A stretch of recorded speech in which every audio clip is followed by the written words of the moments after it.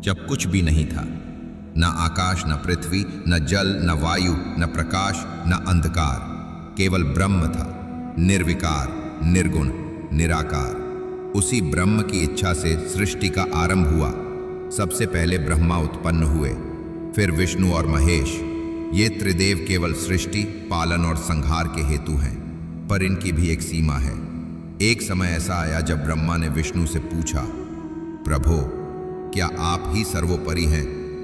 तब विष्णु मुस्कुराए और बोले, नहीं, मेरे ऊपर भी एक नाम है, वह नाम जिसे सृष्टि से पहले भी मैंने जपा और जिससे मुझे यह स्थान प्राप्त हुआ। ब्रह्मा जी चकित हो उठे। नाम? कौन सा नाम? तब नारायण विष्णु ने कहा, राम नाम। ब्रह्मा ने कहा, राम तो आपके ही अवतार हैं, फिर राम नाम आपसे कैसे बढ़ा? तब भगवान विष्णु ने कहा, नाम और नामी में अंतर है। मैं सिर्फ रूप हूं, पर नाम निराकार है। मैं अवतार हूं, पर नाम अविनाशी है। मेरा जन्म होता है, पर राम नाम अजन्मा है। मैं लीला करता हूं, पर राम नाम नित्य है। उस क्षण ब्रह्मा को ज्ञान हुआ कि राम नाम साक्षात पर ब्रह्म का प्रतीक है। शिव पुराण में वर्णित है, एक बार नारद जी कैलाश पर पहुंचे और शिव जी से प्रश्न किया, प्रभो, आपने अनेक साधनाएं की हैं, अनेक मंत्रों के ज्ञाता हैं, कृपया बताएं कौन सा मंत्र सबसे प्रभावशाली है? तब महादेव ने गंभीर स्वर में कहा, राम नाम। नारद जी ने फिर पूछा, क्यों? आप तो स्वयं महामंत्र ओम नमः शिवाय के अधिष्ठाता हैं, फिर राम नाम को इतना महत्व क्यों? तब शिव जी ने बताया, मैं स्वयं राम का अनन्य भक्त हूं। जब रावण ने शिव भक्त होने के बावजूद अत्याचार किया तो मैंने भी राम का पक्ष लिया, क्योंकि राम नाम केवल भक्ति नहीं, धर्म की स्थापना का मंत्र है। तब नारद बोले, प्रभो, यदि राम नाम इतना महान है तो क्या आपने कभी इसका प्रत्यक्ष अनुभव किया है? तब शिव बोले, नारद, जब मैं समाधि में जाता हूं तब मेरी प्रत्येक सांस में केवल राम होता है। जब सृष्टि का संहार करता हूं तब मेरे तांडव की ध्वनि में राम राम राम गूंजता है। क्या तुमने नहीं देखा? जब मैं रावण की तपस्या से प्रसन्न हुआ तब भी मेरी जिह्वा पर राम नाम था। वो नहीं जान पाया, लेकिन मैंने उसके अंत का बीज उसी क्षण बो दिया था। ब्रह्मा ने एक बार सभी वेदों से पूछा, हे वेदों, सबसे श्रेष्ठ तत्व क्या है? तब वेदों ने उत्तर दिया, राम नाम। अथर्ववेद में स्पष्ट रूप से कहा गया है, रामो विग्रहवान धर्मः, अर्थात राम धर्म के साकार स्वरूप है और उनका नाम स्वयं ब्रह्म है। यजुर्वेद में मंत्र आता है, रामाय नमः। ये मंत्र केवल एक नाम नहीं, अपितु सभी वेदों की सारभूता है। वाल्मीकि रामायण की उत्पत्ति भी राम नाम से हुई थी। वाल्मीकि जी पहले एक डाकू थे, जिन्होंने अपने पापों से मुक्ति पाने हेतु महर्षि नारद से पूछा, क्या कोई उपाय है? तब नारद ने कहा, राम नाम जप करो, लेकिन वह नाम जप भी नहीं कर सके। तब नारद ने उल्टा नाम मरा मरा जपने को कहा और वही मरा मरा धीरे धीरे राम राम बन गया। उस एक नाम ने वाल्मीकि को डाकू से महर्षि बना दिया। ब्रह्म वैवर्त पुराण कहता है, सकल तीर्थ समम नाम रामस्य कीर्तनम। सारे तीर्थों का फल केवल राम नाम के कीर्तन से मिल सकता है। भागवत पुराण में उल्लेख आता है, जब कृष्ण ने द्वारका में युधिष्ठिर से कहा, यदि मेरे नाम से कोई भी कौरव पुत्र पुनर्जीवित हो सके तो समझना मेरे नाम की महिमा अपार है, और तभी अभिमन्यु का पुत्र जीवित हो उठा। वहाँ श्री कृष्ण स्वयं कह रहे हैं कि मेरे नाम की शक्ति मेरे स्वरूप से भी अधिक है। ये नाम किसने देखा था? सबसे पहले ब्रह्मा ने ही इस नाम को सुना। सृष्टि के आरंभ में जब चारों दिशाओं में केवल नाद था, तब उस नाद से रा की ध्वनि निकली जो तेज की प्रतीक थी। फिर मम की ध्वनि निकली जो शांति की प्रतीक थी। रा सूर्य है, म चंद्रमा है, रा कर्म है और म ज्ञान है। इन दोनों के संयोग से जो नाम बना वो राम था। ब्रह्मा ने उस नाम को सृष्टि के मूल में स्थापित किया और उसी क्षण त्रिलोक में चेतना की लहर फैल गई। शिवजी ने उस नाम को जपकर तांडव किया। विष्णु ने उस नाम से योग निद्रा को पार किया। ब्रह्मा ने उसी नाम से 4 वेदों की उत्पत्ति की और तब जाके सृष्टि का क्रम चला। एक बार नारायण ने लक्ष्मी से कहा, हे देवी, मैं तुम्हें सच्ची पूजा की विधि बताऊं।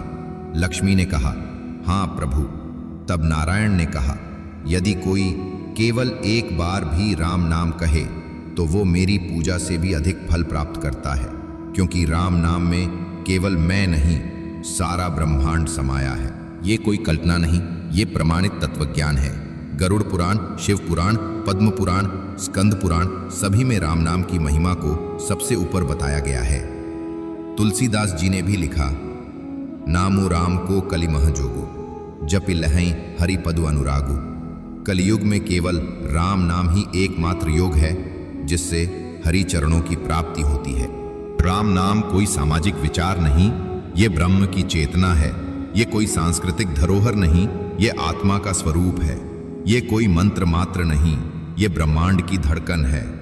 राम नाम कोई शब्द नहीं, ये काल के लिए भी अकथ है। यमराज जो मृत्यु के देवता हैं, जिनके नाम से संसार कांपता है, वे भी उस नाम के आगे नतमस्तक हैं। गरुड़ पुराण में वर्णन है कि जब कोई जीव मृत्यु के समय केवल एक बार राम कहता है तो यमदूत पास नहीं आते, बल्कि विष्णुदूत उसे अपने साथ वैकुंठ ले जाते हैं। एक बार यमराज ने अपने गणों से कहा, यदि कोई जीव अपने जीवन में केवल एक बार भी राम नाम का उच्चारण करता है तो उसका लेखा मैं नहीं देखता, क्योंकि राम नाम के जप से जो पुण्य उत्पन्न होता है वो मेरे विधान से परे है। स्कंद पुराण में कथा आती है, एक बार मृत्यु समीप देखकर एक पापी ने भयभीत होकर हृदय से पुकारा, हे राम, और उसी क्षण उसके सारे पाप नष्ट हो गए। तब चित्रगुप्त ने यमराज से कहा, है प्रभु, इसका जीवन पापमय था, पर अंत में इसने राम नाम पुकारा, अब क्या करें? यमराज बोले, राम नाम के प्रभाव से इसका समस्त जीवन शुद्ध हो गया, इसे मुक्त कर दो। आप सोचिए, जो नाम मृत्यु को रोक दे वह क्या केवल नाम है?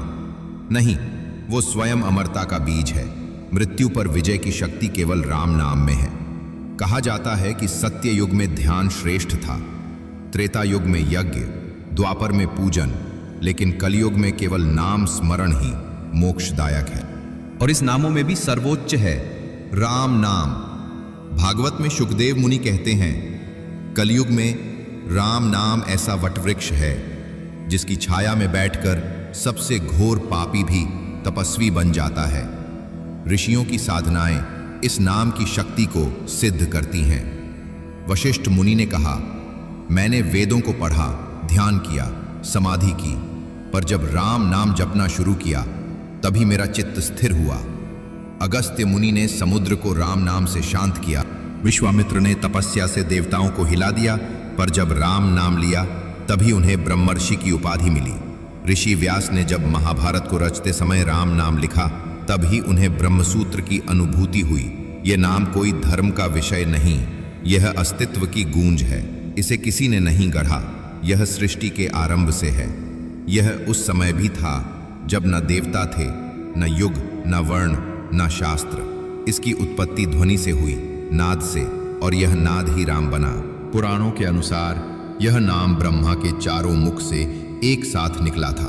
उत्तर से रा, दक्षिण से माँ, पूरब से रा और पश्चिम से माँ। फिर चारों दिशाओं में इसका नाद फैल गया और ब्रह्मांड में जीवन का संचार हुआ। राम नाम केवल देवताओं तक सीमित नहीं। एक समय नारद मुनि एक राक्षसी के मोह में फंस गए थे। मोह भ्रांति में उन्होंने सारी साधनाएं खो दी थीं। तब उन्होंने केवल राम नाम का सहारा लिया। 1 वर्ष तक निरंतर राम नाम का जप किया और उस राक्षसी के मोह से मुक्त होकर फिर से देवदूत बन गए। संत कालिदास, तुलसीदास, रैदास, नामदेव, मीराबाई, सभी संतों ने राम नाम को अपने जीवन का सर्वोच्च मंत्र माना। तुलसीदास जी कहते हैं, सकल पदारथ हैं जथें, राम नाम रटी होए। अर्थात सभी सिद्धियां, भोग और मोक्ष भी उस नाम के जप से प्राप्त होते हैं। ये नाम न केवल मृत्यु को रोकता है बल्कि जीवन को पूर्ण करता है। आज भी अनेक स्थानों पर जहां केवल राम नाम का कीर्तन होता है, वहां रोगी ठीक हो जाते हैं, क्रोधी शांत हो जाते हैं, भटके हुए आत्मा को दिशा मिलती है। विज्ञान इसे नहीं मानेगा, पर यह अनुभव करने की बात है। एक बार मन से जप कर देखिए, पूरी सृष्टि आपको उत्तर देगी। किसी भी युग में, किसी भी जाति, धर्म, अवस्था या स्थिति में राम नाम सबके लिए है। यह नाम देवताओं का भी देवता है, ऋषियों का भी ऋषि है और आत्मा का भी आत्मा है। यही नाम श्री राम के प्रकट रूप से भी श्रेष्ठ है। तुलसीदास ने स्पष्ट लिखा, राम नाम से बड़ा राम का रूप, क्योंकि नाम है तो रूप आता है, नाम नहीं तो रूप भी नहीं टिकता। अब विचार करना कि क्या कोई ऐसा मंत्र है जो ब्रह्मा, विष्णु, महेश तीनों के द्वारा स्वीकारा गया हो? क्या कोई ऐसा नाम है जिसे महाकाल स्वयं जपते हैं? क्या कोई ऐसा अक्षर है जो नित्य है, अविनाशी है, स्वयं ब्रह्म है? तो वो है राम नाम। ये नाम केवल श्रद्धा नहीं, ये संपूर्ण चेतना का केंद्र है। शास्त्र कहते हैं, नाम अति पावन परम प्रबल, स्वर्ग अपवर्गदायक। जब कोई व्यक्ति राम नाम का उच्चारण करता है तो उसकी जीभ, तालु, नाड़ी और मन पर कंपन उत्पन्न होता है। ये कंपन केवल ध्वनि नहीं, एक आत्मिक तरंग है जो शरीर के सूक्ष्म चक्रों को सक्रिय कर देती है। तंत्र शास्त्र में कहा गया है कि जब कोई व्यक्ति रा और म अक्षर का जप करता है तो रा से अग्नि उत्पन्न होती है जो पाप और विकारों को जलाती है, और मां से अमृत उत्पन्न होता है जो आत्मा को शीतलता देता है। यही कारण है कि राम नाम जपते ही भीतर से शुद्धि, बाहर से शांति और ऊपर से कृपा बरसती है। पतंजलि योग सूत्र कहता है, तजपस्त दर्थ भावनम, यानी जब किसी दिव्य नाम का जप उसके अर्थ के साथ किया जाए तो वह मंत्र नहीं साधना बन जाता है। और राम नाम इसका अर्थ ही है जो रमण करता है, जो सर्वत्र है, यानी वो परमात्मा जो आत्मा में रम गया है। व्यास संहिता, नारद पंचरात्र और स्कंद पुराण सभी में राम नाम के जप को पंचक्लेश निवारक बताया गया है, यानी वह जप जो अज्ञान, राग, द्वेष, अभिमान और मृत्यु के भय को भी हर देता है। सदियों पहले एक सिद्ध योगी ने कहा था, नाम से पहले योग कठिन, ध्यान कठिन, समाधि कठिन, पर राम नाम तो उस अग्नि की लौ है जो बिन जलाए सब जला दे। महर्षि वेदाव्यास, जिनके बिना वेद, उपनिषद और पुराण अधूरे हैं, उन्होंने स्वयं कहा, कलेर दोष निधे राजन, अस्ति एको महान गुणः, कीर्तनादेव कृष्णस्य मुक्त संगः परम व्रजेत। यानी कलयुग में यदि एकमात्र कोई साधन मुक्ति देने वाला है तो वह है नाम संकीर्तन। और नामों में भी राम का नाम इसलिए सबसे बड़ा है क्योंकि स्वयं शिव जी ने पार्वती जी से कहा, सहस्त्र नाम समम पुण्यम राम नाम वरानने, यानी 1000 नामों का पुण्य एक राम नाम के बराबर नहीं है। तो क्या यह केवल शब्द है? नहीं, ये वो दिव्य ध्वनि है जो सूक्ष्म शरीर को छूती है। ये वो तरंग है जो मृत्यु के पार ले जाती है। वो मंत्र है जिसे जपकर कबीर, तुलसी, मीरा और रैदास मुक्त हुए। राम नाम की उत्पत्ति शब्द नहीं, अनुभव से हुई है। जब तपस्या इतनी तीव्र हो जाए कि साधक अपने ही अस्तित्व को भूल जाए, तब जो ध्वनि भीतर से फूटती है वही राम है। यह नाम ब्रह्मा से भी पहले है, वेदों से भी प्राचीन है, क्योंकि वेद भी उस परम राम के अनुभव से निकले हैं। राम नाम को पहली बार किसने देखा, इसका कोई प्रमाण नहीं, क्योंकि यह नाम अनादि है, अविनाशी है। पर हाँ, सबसे पहले जिसे साक्षात अनुभव हुआ वो थे शिव स्वयं। तभी उन्होंने रामायण से पहले राम को हृदय में बसाया। तभी वेद भी कहते हैं, नामारूप विवेकेन ब्रह्म तत्उपलभ्यते, यानी नाम और रूप के विवेक से ही ब्रह्म को पाया जा सकता है। और राम नाम ही वह सेतु है। इसलिए जब हम कहते हैं राम, तो केवल भगवान को नहीं पुकारते, हम अपने ही भीतर के परम को जागृत करते हैं। ये नाम सृष्टि के आरंभ से पहले भी था और सृष्टि के विनाश के बाद भी रहेगा। तो है प्रिय भक्तगण, आज से जब भी तुम ये नाम लो तो केवल जाप न करना, उस ध्वनि में डूब जाना, क्योंकि ये कोई साधारण कंपन नहीं, ये है ब्रह्मांडीय चेतना की चाबी। हर सांस में राम, हर धड़कन में राम, हर जन्म में राम, हर मृत्यु में राम। यही सत्य है, यही सनातन है, यही अंतिम प्रकाश है। राम नाम ही जीवन का सच्चा है। जय सिया राम।